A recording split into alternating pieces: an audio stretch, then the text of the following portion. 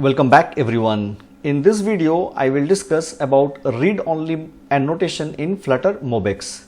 Here I have created a simple counter app project. If I can show you the output, then you can see whenever I am clicking on this floating action button, the value is incrementing.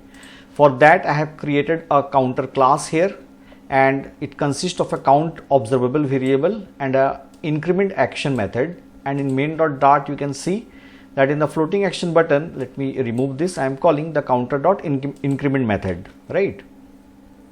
Now, if you want, you can change the value of this particular variable outside the store. I have declared this count observable variable in the store, but it is possible to modify the value of this particular observable variable outside the store.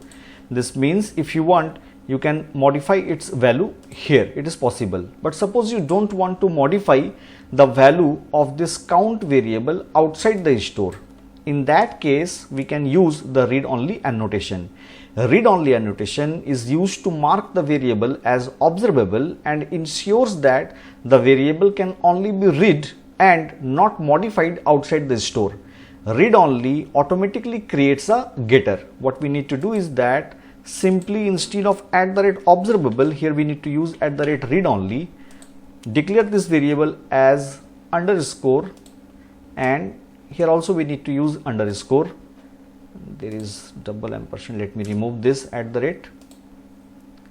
Okay, now let me refresh this, and if I go to main.dart, now if you try to access counter.count equals to 4, then you can see it is generating error.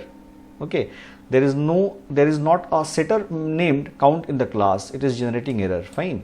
So we cannot modify the value of this count outside the store class. Let me save this once again, and if I click here, then you can see still the program is working.